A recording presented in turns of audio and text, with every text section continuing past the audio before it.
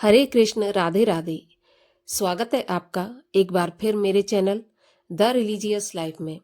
कान्हा जी की कृपा आप पर और आपके परिवार पर हमेशा बनी रहे। दोस्तों, आज की वीडियो में हम बात करने वाले हैं स्नान के बारे में। जी हाँ दोस्तों, स्नान जो कि हमारे जीवन का एक बहुत ही अहम हिस्सा है, जो कि रोज हम स्नान करते हैं। वो स्नान कैसे हमारी सुख समृद्धि में कारगर होता है और कैसे हमारी सुख समृद्धि को रोक सकता है, हमारी सुख समृद्धि को बर्बादी में बदल सकता है। इस सब के बारे में हम आज के वीडियो में चर्चा करेंगे कि स्नान कितना महत्वपूर्ण है, स्नान के क्या नियम होते हैं, किस प्रकार हमें स्नान करना चाहिए जिससे माता लक्ष्मी की कृपा हम पर बरसती रहे, सुख समृद्धि हमेशा हमारे घर में बनी रहे, और कौन सा ऐसा स्नान है जो हमें नहीं करना चाहिए। तो वीडियो शुरू करने से पहले आपसे अनुरोध है कि अगर अभी तक आपने चैनल को सब्सक्राइब नहीं किया है तो मेरे चैनल को सब्सक्राइब कर लें, क्योंकि इस प्रकार के वीडियो आपको हमेशा मेरे चैनल पर मिलते रहेंगे। और अगर आज का वीडियो अच्छा लगे तो वीडियो को लाइक भी ज़रूर कर दें।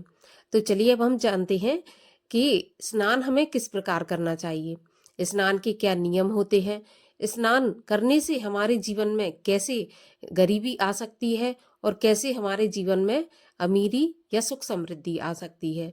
तो देखिए, स्नान एक बहुत ही महत्वपूर्ण क्रिया है। हम मनुष्यों के जीवन में स्नान को बहुत महत्व दिया गया है। तीज त्योहारों पर स्नान, पवित्र नदियों का स्नान किया जाता है, तीर्थों का स्नान किया जाता है, और रोजमर्रा में हम भी अपने घर पर स्नान करते हैं। अब किस प्रकार ये स्नान आपके जीवन को सुख समृद्ध बना सकता है और किस प्रकार आपके जीवन को नर्क जैसा या दुखमय बना सकता है। तो स्नान को शास्त्रों में 4 प्रकार दिए गए हैं। जी हाँ दोस्तों, 4 प्रकार स्नान को बताए गए हैं कि किस प्रकार से हमें स्नान करना चाहिए। अगर हम चाहते हैं कि हमारे जीवन में सुख संपन्नता बनी रहे, खुशियाँ बनी रहें, हमेशा हम लोग खुश रहें, तो हमें स्नान पर विशेष ध्यान देना चाहिए। देखिए, वैसे तो रोज स्नान करना बहुत जरूरी है। स्नान किए बिना, हमारे हिंदू धर्म में तो स्नान किए बिना कुछ खाना पीना भी वर्जित माना जाता है, पूजा पाठ भी वर्जित मानी जाती है। कुछ यहाँ तक महिलाओं को बिना स्नान के रसोई घर में प्रवेश करना भी वर्जित माना जाता है। तो इतना महत्व स्नान का हिंदू धर्म में माना गया है। अब स्नान करने से कैसे हमारा जीवन सुख समृद्ध हो सकता है और स्नान ही करने से कैसे हमारा जीवन नरक में जा सकता है, किस प्रकार से हम परेशानियों में घिर सकते हैं, ये स्नान के नियमों से पता चलता है। स्नान के हमारे शास्त्रों में 4 नियम बताए गए हैं। 4 प्रकार के स्नान हमारे शास्त्र बताते हैं। अगर हम विधि विधान से स्नान करते हैं तो जो स्नान हम करते हैं, जिस प्रकार का करते हैं, उसी प्रकार का फल हमें प्राप्त होता है। तो सबसे पहला जो स्नान बताया गया है वो बताया गया है मुनि स्नान। मुनि स्नान प्रथम स्नान बताया गया है। सबसे शुद्ध एवं सबसे अच्छा स्नान मुनि स्नान ही बताया गया है, जिसका समय होता है सुबह 4 बजे से 5 बजे के बीच में। हमारे जो प्राचीन ऋषि मुनि थे, सिद्ध महापुरुष थे, वो सुबह 4 से 5 के बीच में स्नान कर लिया करते थे, और इसीलिए उनके पास अद्भुत शक्तियों का भंडार रहता था। तो सुबह 4 से जो 5 का समय है वो मुनि स्नान के लिए बताया गया है। जब हम मुनि स्नान करते हैं तो हमारा तन मन सब कुछ शुद्ध रहता है, सात्विक रहता है। दूसरा जो नियम है वो है देव स्नान का। देव स्नान का जो समय होता है वो होता है 5 बजे से लेकर 6 बजे तक का समय। अगर हम 5 बजे से 6 बजे तक के बीच में नहाते हैं तो ये देव स्नान कहलाता है। देव स्नान करने से सभी देवताओं की कृपा हमें प्राप्त होती है, और इसके अलावा जो भी हमारे जीवन में कठिनाइयां हैं, पीड़ा हैं, वो सभी दूर हो जाती हैं। तो सुबह 5 बजे से 6 बजे के बीच में देव स्नान हमें करना चाहिए। प्रथम कोशिश करना चाहिए कि हम मुनि स्नान करें। अगर हम मुनि स्नान नहीं कर पाते तो कम से कम देव स्नान हमें करना चाहिए 5 से और 6 के बीच में। अगर हम चाहते हैं कि हम निरोगी रहें, हमारे घर में धन संपदा बनी रहे, संतान सुख बना रहे और हर चीज में बरकत बनी रहे, सुख समृद्धि हमेशा बनी रहे और दुख हमेशा हमारे घर से दूर रहे, तो देव स्नान हमें अवश्य करना चाहिए। अब जो तीसरे प्रकार का स्नान होता है वो होता है मानव स्नान।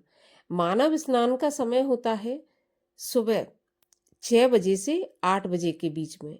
अगर हम 6 बजे से 8 बजे के बीच में स्नान कर लेते हैं तो वो मानव स्नान की श्रेणी में आता है। अगर हम मानव स्नान भी करते हैं तो भी ये ठीक ठाक रहता है।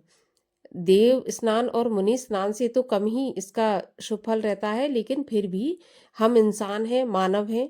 अगर हम इंसान के नियमों का पालन करते हैं, मानवीय नियमों का पालन करते हैं, तो ये भी हमारे लिए शुभ फलदायी रहेगा। तो 6 से 8 के बीच में मानव होने के नाते हमें स्नान कर लेना चाहिए। इससे भी हमें सुख समृद्धि प्राप्त होती है। अब अगला आता है दानव स्नान। दानव स्नान अर्थात राक्षस स्नान। ये जो राक्षस स्नान होता है वो होता है सुबह 8 बजे के बाद में।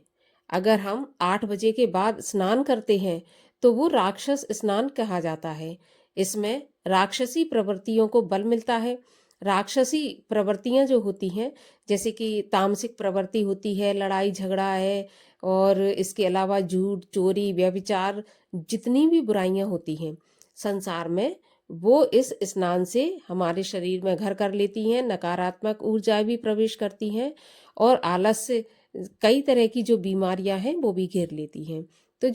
तो कभी भी हमें 8 बजे के बाद स्नान नहीं करना चाहिए। कोशिश करना चाहिए कि हम अगर मुनि स्नान देव स्नान नहीं कर सकते तो कम से कम मानव स्नान तो अवश्य कर लें।